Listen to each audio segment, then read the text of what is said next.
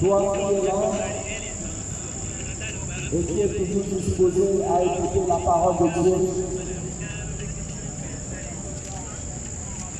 Seigneur Dieu des patriarches, Dieu des esprits, nous voici encore en ce soir et nous venons encore une fois de plus partager ta parole avec ton peuple. Saint-Esprit de Dieu, et nous voulons que tu sois le seul guide et le seul conducteur de ce temps et de ce moment. Merci Jésus. À toi l'honneur, à toi la gloire, dans le nom de Jésus que nous avons prié. Est-ce que quelqu'un peut dire Amen? Ok, ce soir, je voudrais partager un deuxième message avec vous et nous allons parler de l'enlèvement. Nous allons parler de l'enlèvement. La Bible dit dans le livre des Actes des Apôtres,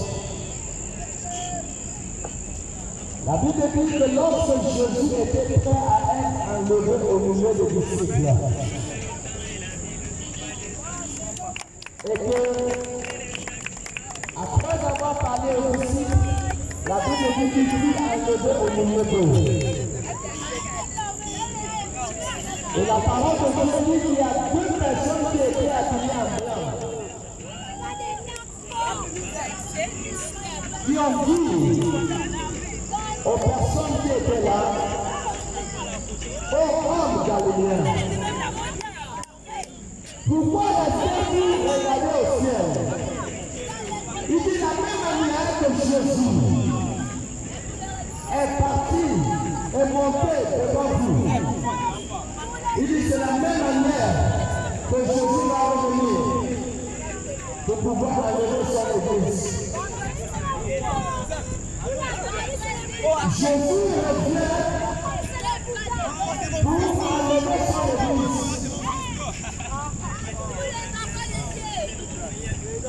Jésus revient pour enlever son église. Matthieu 24, verset dit, comme les pierres partent de l'Orient à l'Occident, ainsi sera la venue de notre Seigneur Jésus. Jésus viendra dans les cieux après d'enlever son église.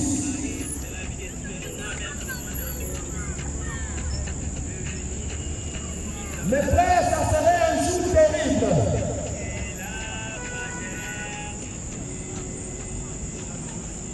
Ça serait trop terrible ce jour. Parce que ce jour, le ciel va s'ouvrir.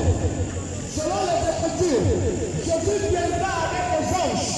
Il viendra avec une grande puissance dans le ciel. Ce fameux jour-là, il viendra pour enlever son église.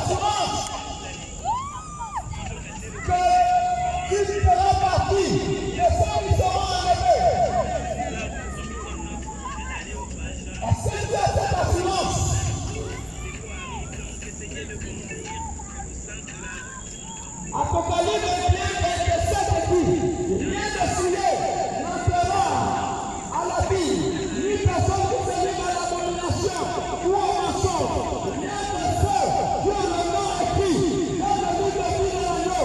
Ce sont cette catégorie de personnes qui vont entrer au paradis. Je dis le bien, mon ami, mon frère. Il est bien enlevé son église. 1 Thessaloniciens chapitre 9, à partir du verset 15 à 17. La parole de Dieu déclare qu'au son de la septième trompette, alors les morts en Christ ressusciteront les premiers. Et les vivants que Jésus trouvera seront enlevés ensemble avec ceux qui ressusciteront ce jour. Dieu a déjà vu dans Dieu. Est-ce que tu t'inquiètes si tu es sauvé ou pas? Est-ce que tu t'inquiètes?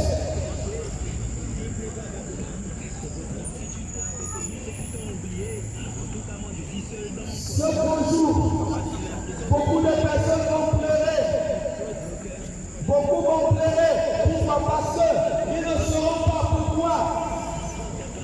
Ils auront raté l'enlèvement. Beaucoup ne sauront pas. Et pourtant, beaucoup partaient à l'église. Mais les derniers jours, il y a beaucoup de personnes qui partent à l'église. Il y a beaucoup qui vont rater l'enlèvement. Beaucoup vont rater l'enlèvement. Pourquoi? Parce qu'ils n'avaient pas soumis véritablement leur vie à Christ. Parce que quelque part, la plupart des personnes qui prient aujourd'hui ne mettent pas en pratique la parole de Dieu. C'est le fait de ne mettre la parole de Dieu en pratique qui fera en sorte que beaucoup de gens les derniers jours vont rater l'enlèvement. Beaucoup vont rater l'enlèvement. Chérie, c'est pas on doit ne baisse pas les bras. Quand je dis seulement Dieu, tu les vois, non. J'ai renoncé au passé. Je veux changer. Voilà pourquoi personne ne doit être tranquille jusqu'à ce que tu aies l'assurance que je suis sauvé. Tu dois avoir l'assurance que tu es sauvé. Tu dois avoir l'assurance que tu es sauvé, mon frère, ma soeur.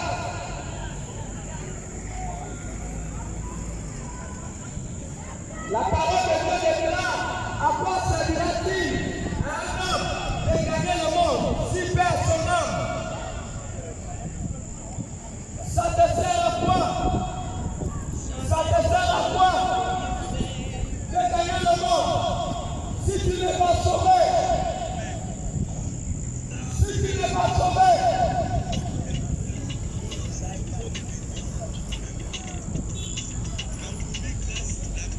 Pourquoi se faire aussi un travail pour négliger Dieu, pour oublier Dieu? Sachant bien que toutes les personnes aujourd'hui qui disent non à Jésus ne pourront jamais être enlevées. Ils ne pourront pas être enlevés. Toutes les personnes qui disent non à Jésus aujourd'hui. Toutes les personnes qui disent non à Jésus aujourd'hui, la seconde mort aura effet dans leur vie. La seconde mort, c'est le temps de peur. La seconde mort,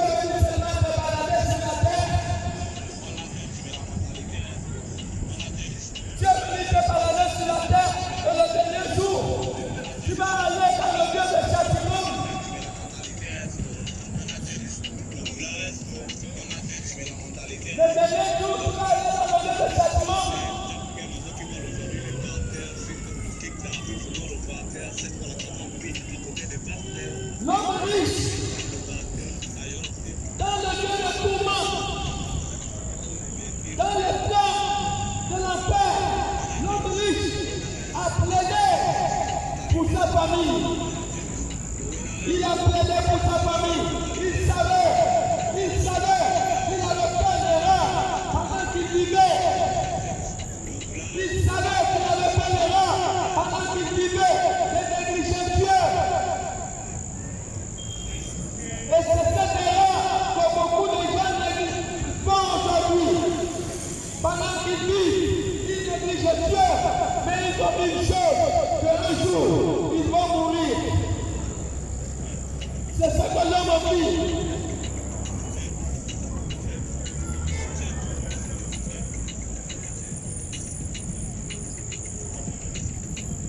On ignore qu'après la mort, chaque personne devra rencontrer Dieu et chaque personne devra rendre compte par rapport à sa vie sur la terre.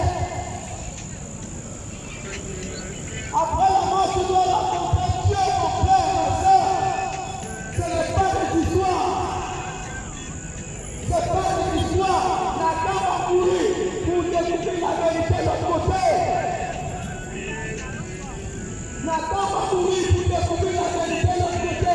C'est pendant que Dieu te donne l'opportunité dans ta vie que tu dois réaliser, que tu dois prendre conscience de toutes ces vérités. Un jour, Dieu viendra les raisons tout mettez à toi.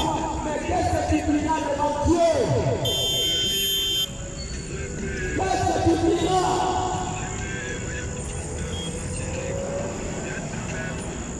Pourquoi négliger Dieu?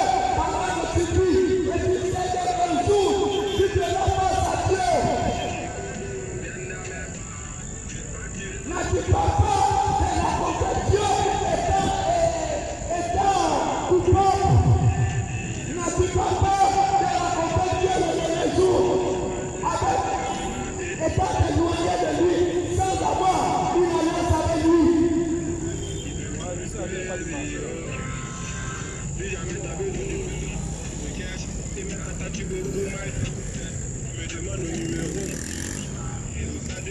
Pourquoi se faire aussi un travail? Nous ne devons pas nous faire aussi un travail. C'est maintenant, mes amis, que nous devons mettre à cœur ces choses. C'est maintenant que nous devons mettre à cœur ces choses. Ne les négligez pas. Prenez conscience de Dieu en acceptant Jésus dans votre vie comme Seigneur et Sauveur personnel. C'est la seule sécurité de la vie. C'est la seule garantie de la vie. Jésus, Jean 14 dit, je suis le chemin, je suis la vérité et je suis la vie. Je suis le chemin de l'homme, je suis la vérité et je suis la vie. Le chemin qui avait été tracé pour l'homme, c'est de la personne de Jésus. Je suis le chemin, je suis la lumière du monde.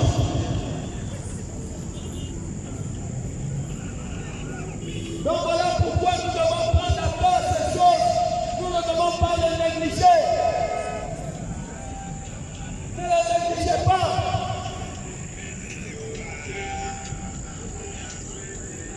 Le monde est produit avec les démons.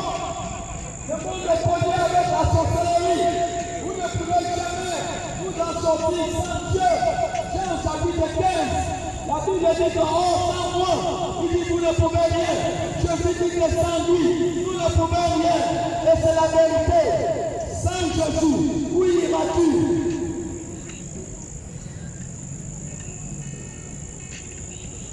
Sans Jésus, nous ne sommes rien.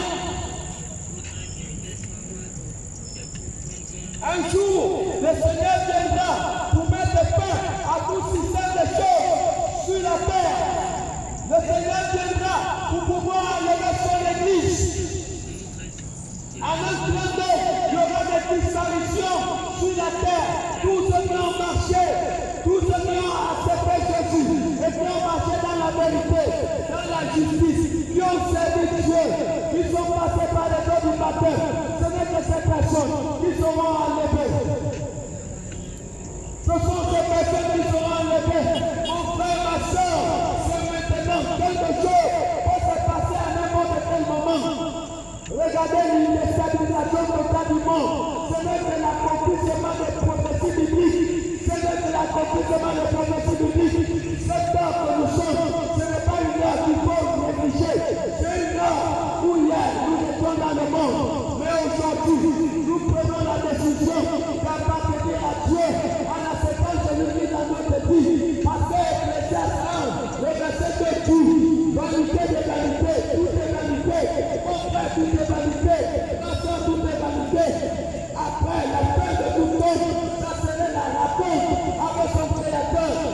diras tu es Dieu, le jour où tu vas rencontrer Dieu.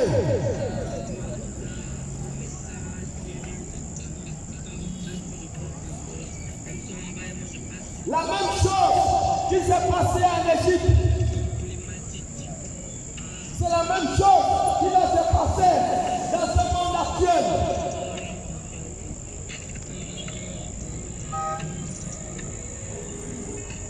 Dans la période où les enfants d'Israël devaient enlever de l'Égypte, Israël a toujours existé en Égypte. Ils avaient adopté les mentalités, les qualités, l'idolâtrie de ce peuple égyptien. Ils étaient asservis aux Égyptiens, ils étaient des esclaves. Mais il était dit, dans Genèse 15, le verset 12, Dieu avait parlé au patriarche Abraham en disant que un jour ta postérité sera esclavage dans un pays étranger et de ma main puissante.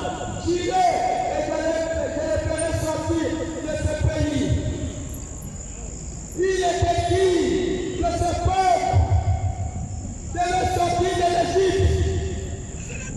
La même manière que toutes les Écritures, en commençant par l'Ancien Testament jusqu'au Nouveau Testament, après tout, l'arrivée de Jésus-Christ, après tout l'enlèvement.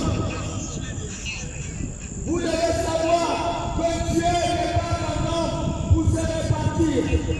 Voilà ce que Dieu dit.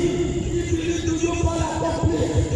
Parce que nous regardons des moqueurs qui disent, lui qui dit, on a dit que je vais déjà arriver. Pourquoi il ne vient pas? Lui, cette catégorie de personnes est considérée comme des moqueurs. Mais Dieu n'est pas un homme. La terre et le ciel a été créés par Dieu. Tout ce que nous voyons a été créé, les astres ont été créés par Dieu. Les êtres humains que nous sommes ont été créés par Dieu. Le jour de tout, il nous a dit, Genèse 2, le verset 7 dit qu'un jour Dieu a soufflé dans les narines de l'homme. Quand Dieu avait fini de passer de l'homme, alors l'homme était un être vivant. Si nous avons le souffle de Dieu aujourd'hui, c'est parce que Dieu a soufflé dans nos narines. Son souffle, donc c'est le souffle de Dieu qui a transmis à l'homme dans nos narines. C'est ce vent qui fait vivre l'être humain sur la terre jusqu'aujourd'hui. Ce que Dieu dit, il accomplit. Jésus va venir. Jésus arrivera. Même s'il y a beaucoup de gens aujourd'hui, ils sont des moqueurs, mais ils verront la promesse de Dieu s'accomplir un jour. Lorsque Dieu avait parlé à Abraham, en disant à Abraham que je ferai sortir dans les descendants de l'Égypte, à ce moment Israël n'existait pas. Israël n'existait pas. Mais Dieu, après cette génération, a fini par accomplir cette promesse. Dans cette période où le peuple d'Israël devait être enlevé, suivez-moi bien, dans cette période où le peuple d'Israël devait être enlevé, Dieu a envoyé un libérateur. Le libérateur symbolise la fin d'une période. Le libérateur symbolise la fin d'une période.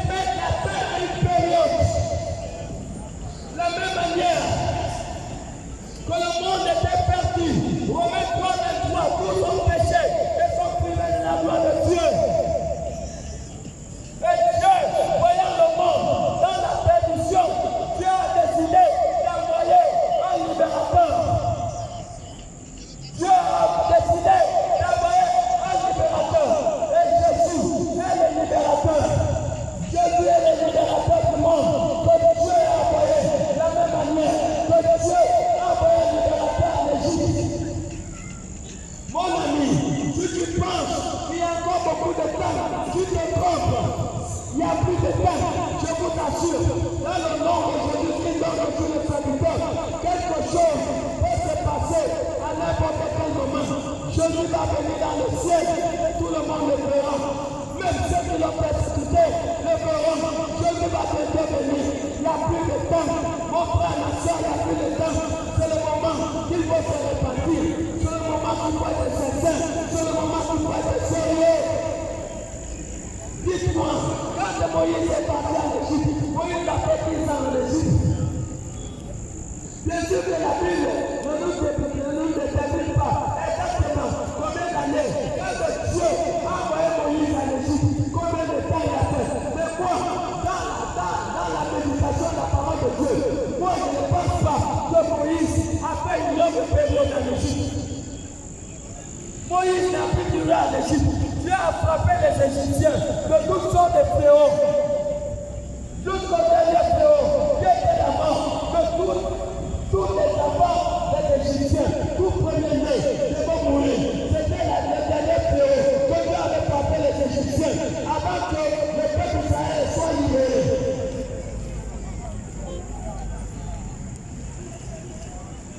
Et voilà pourquoi vous voyez aujourd'hui. Le monde aujourd'hui souffre. Pourquoi? Parce que ce sont les signes. Jésus a tout accompli. Jésus a dit sur la croix, tout est accompli. Il a tout accompli sur la croix. Et Jésus est parti. Jésus est parti. Il a dit à ici, je ne vous laisserai pas orphelin. Jésus est parti. Et Jésus est revenu encore sous forme d'esprit pour venir habiter dans le corps de ses témoins. Pour venir habiter dans le corps de son église.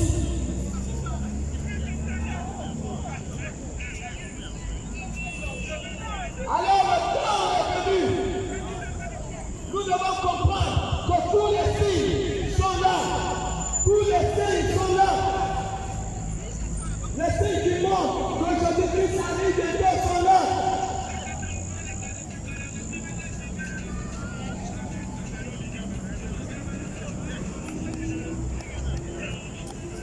Est-ce que c'est une heure qu'il faut encore être distrait? Ce moment, ce n'est pas une heure que nous devons être distraits, mais c'est une heure où chacun de nous doit prendre conscience de Dieu. C'est une heure où chacun de nous doit prendre conscience de Dieu. Le but de Dieu n'est pas que les gens se perdent, mais il dit dans sa parole, il veut qu'en toute nation, que tout peuple et toute femme parviennent à la connaissance parfaite de la vérité. Le but de Dieu n'est pas que les pécheurs meurent, mais il veut que les pécheurs se répandent, que les pécheurs se convertissent et qu'ils parviennent à la connaissance parfaite de la vérité. Voilà la volonté de Dieu. Dieu ne veut pas la perdition de ses enfants, mais Dieu veut que nous puissions être sauvés. Dieu veut que nous puissions être sauvés le dernier jour. Dieu veut que nous puissions être sauvés. Et Dieu interpelle le cœur de quelqu'un.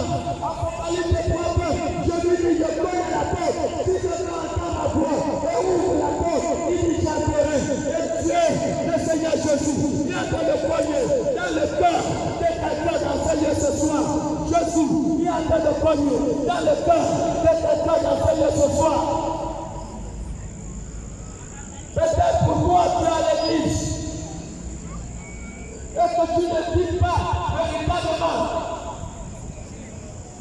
la pureté et la sanctification. Tu dois connaître que rien de souillé ne va aller au ciel. Notre Dieu est un Dieu saint. Notre Dieu est un Dieu saint. C'est maintenant qu'il doit abandonner les voies tortueuses. C'est maintenant qu'il doit abandonner le mal. C'est maintenant qu'il doit abandonner l'idolâtrie. Il faut abandonner l'impudicité. Il faut abandonner le banditisme. Il faut abandonner décapage, il doit abandonner le vol, aucun voleur ne va aller au ciel, aucun menteur ne va aller au ciel. C'est maintenant qu'il faut abandonner. Il faut abandonner l'adultère, il faut abandonner. Aucun adultère ne va aller au ciel. Aucun individu ne va aller au ciel.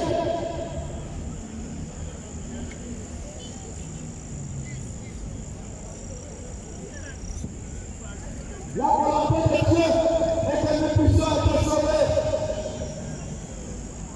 C'est ça la volonté de Dieu. Dieu veut que nous puissions être sauvés. S'il vous plaît. Oui, maman. Il faut régler un peu le son parce qu'on n'entend pas bien la parole, on n'entend pas que le bruit. D'accord. Lorsque le libérateur est arrivé en Égypte, il y a eu 2 temps. Malachie 3, le verset 18, il dit le temps arrive. Il dit il y aura une différence entre ceux qui prient et ceux qui ne prient pas. Il y aura une différence.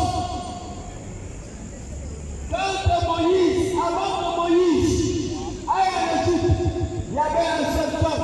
Et le seul temps, c'était le temps des enfants d'Israël et les enfants des Égyptiens. Et tous, ils formaient un seul temps. Mais quand Moïse est venu, Moïse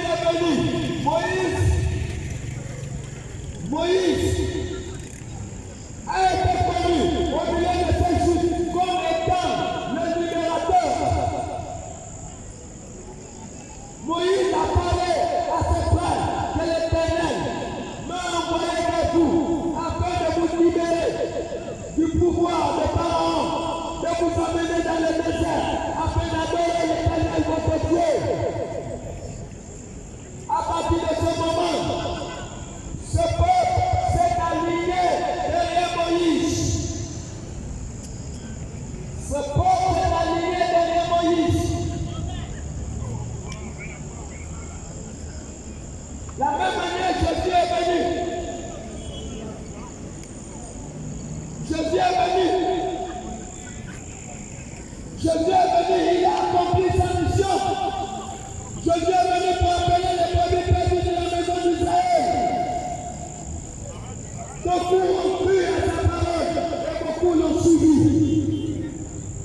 Voici, il y a 2 temps, le temps du monde et le temps des enfants de Dieu. Le temps du monde et le temps de ceux qui devront être enlevés. Maintenant, la question qui est posée, tu es dans quel temps? Mon ami, tu es dans quel temps? Est-ce que tu es du monde? Ou tu es de l'église? Est-ce que tu es du monde? Ou tu es de l'église? Le temps est venu où tu dois rejoindre l'église. Le temps est venu où tu dois rejoindre l'église. Matthieu 24, 36 dit, nulle personne ne connaît l'heure ni le jour que le Fils de l'homme viendra. Personne ne connaît l'heure, personne ne connaît le jour que Jésus va venir. Mais c'est à toi de prendre conscience que nous sommes à l'heure, nous sommes à cette heure, nous sommes dans cette période où le Seigneur va apparaître dans le ciel. C'est à toi de comprendre que le temps est venu où je dois rejoindre le temps des enfants de Dieu. Jusqu'à les pays islamiques, il y a des milliers de musulmans qui sont en train de se convertir au christianisme. Les musulmans qui ont compris qu'il n'y a pas un autre nom par lequel les hommes puissent être sauvés, si ce n'est que le nom de Jésus. Beaucoup ont compris cela, qu'il n'y a pas de salut à un autre nom, il n'y a pas de salut au Bouddha, il n'y a pas de salut à notre Dieu, il n'y a pas de salut à une idole. Le salut est dans la personne de Jésus. C'est lui qui est mort à la croix. Ce n'est pas un prophète qui est mort à la croix. C'est Jésus qui est mort à la croix. Ce n'est pas un pasteur qui est mort à la croix. C'est Jésus qui est mort à la croix. Et voilà pourquoi tout regard de tous les êtres humains doivent être portés sur lui. Tous les regards doivent être portés sur la personne de Jésus. Parce que c'est Jésus qui a payé le prix à la croix de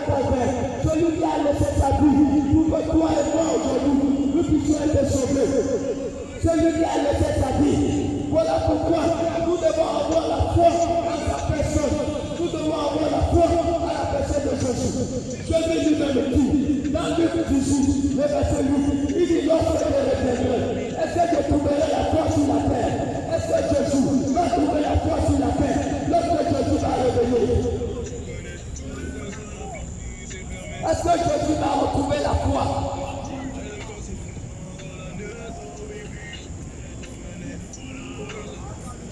Si tu continues à remettre la décision que tu peux prendre aujourd'hui, vous dites je suis jeune, moi je n'ai pas les affaires de l'église, moi ça ne me regarde pas. Mon ami, un jour, tu vas rendre le souffle de vie qui t'appartient, le souffle de vie que tu respires. Je t'assure que tu n'es pas profité de ce souffle de vie. Le profiter du souffle de vie qui t'anime un jour. Ce profiter va reprendre ton souffle de vie et tu seras devant Dieu. Tu seras devant Dieu. Je verrai comment devant Dieu tu feras la bouche, mais ça serait trop tard. C'est maintenant que tu écoutes cette voix, que tu dois réfléchir double fois. C'est maintenant que tu écoutes cette voix, que tu dois avoir de conscience que je ne suis rien. Je suis terre et poussière. Et un jour, je devrais partir. Et un jour, je devrais rendre compte à Dieu par rapport à ma vie sur la terre. Que diras-tu à Dieu? Que diras-tu à Dieu le dernier jour? Qu'est-ce que tu diras à Dieu le dernier jour? Est-ce que tu vas dire que personne ne m'a prêché la parole de Dieu? Tu ne peux pas dire que personne ne t'a prêché la parole de Dieu.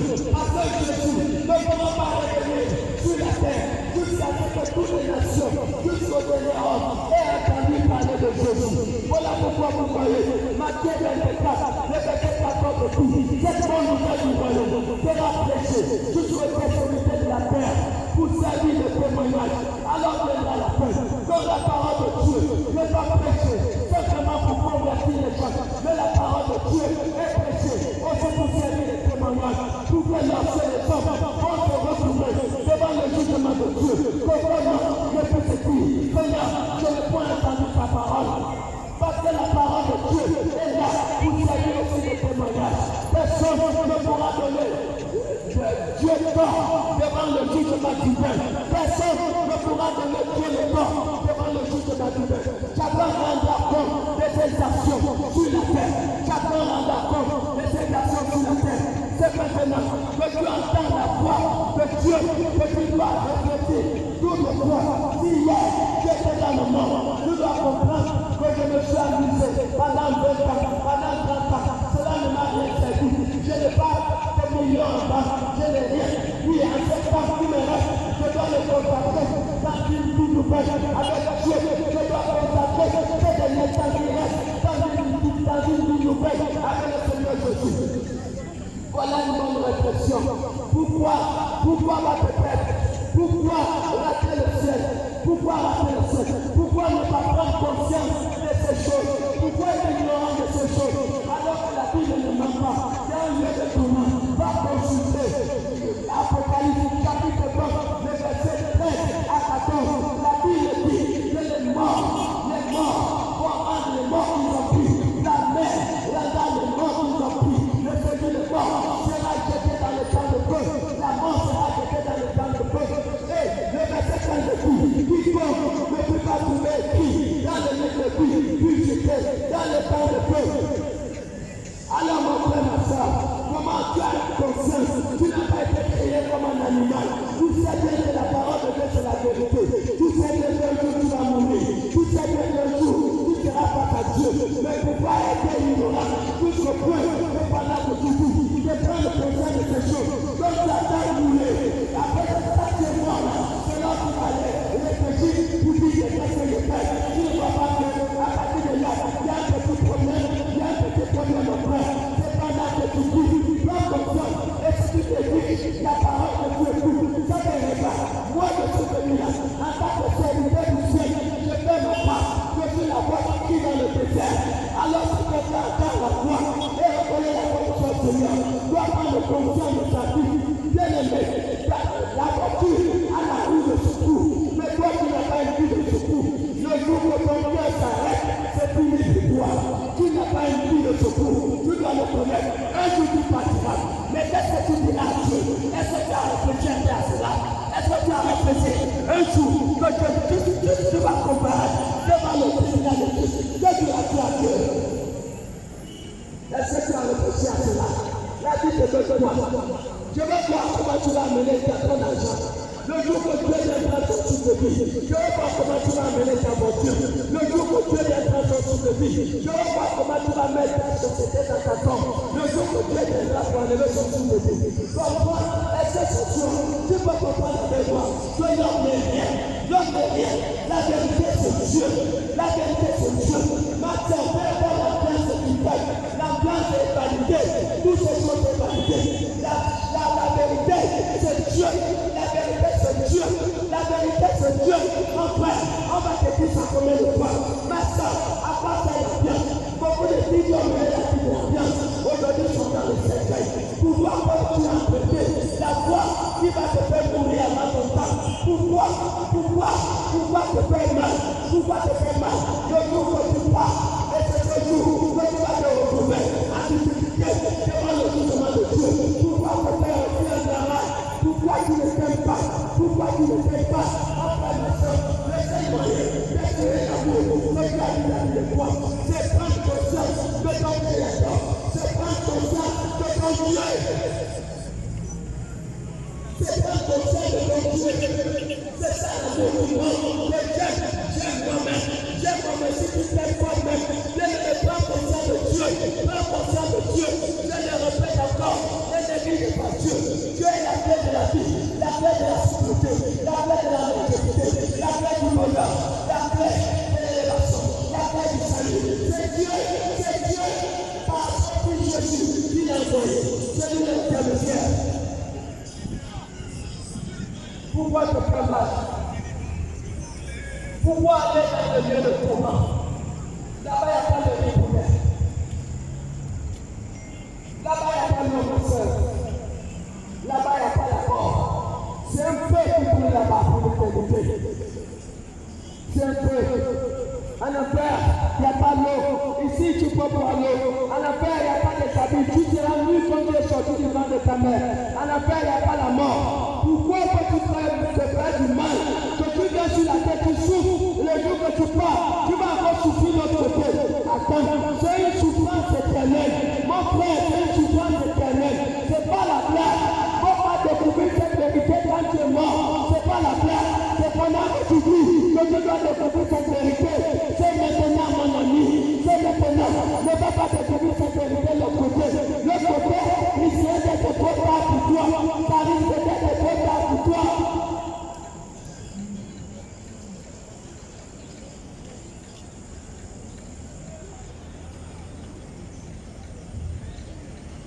Alors le Seigneur parle à quelqu'un.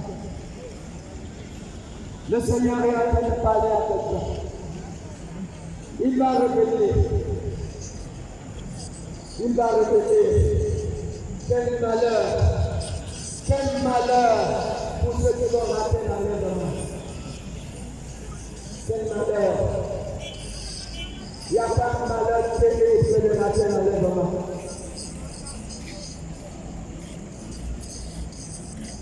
Tous ceux qui vont rater l'enlèvement ne pourront pas hériter le ciel. Ils ne pourront pas hériter le ciel. J'essaie d'imaginer ma soeur, rater l'enlèvement, c'est le pire malheur qui peut faire face à l'homme. C'est un malheur terrible. Il n'y a pas de malheur que de rater l'enlèvement. Voilà pourquoi le combat de l'homme, pendant que tu dois te battre pour que tu sois parmi ceux qui seront enlevés, pour que ton nom soit inscrit dans le livre de Dieu. Tu dois te battre pendant que Dieu te donne l'opportunité d'être sur la terre, de plaire à Dieu, de remplir toutes les formalités qu'il faut pour être sauvé. Tu dois te battre.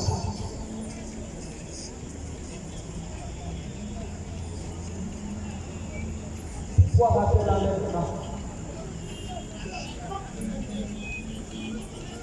Quand Jésus arrive, Jésus avait bien enlevé son église. Il y aura plus de justice sur la terre. Parce que si vous voyez le droit et la justice qui existe sur la terre, c'est à cause de la présence de l'église. Une fois l'église est enlevée, c'est fini. Et toi, l'église est enlevée, c'est fini.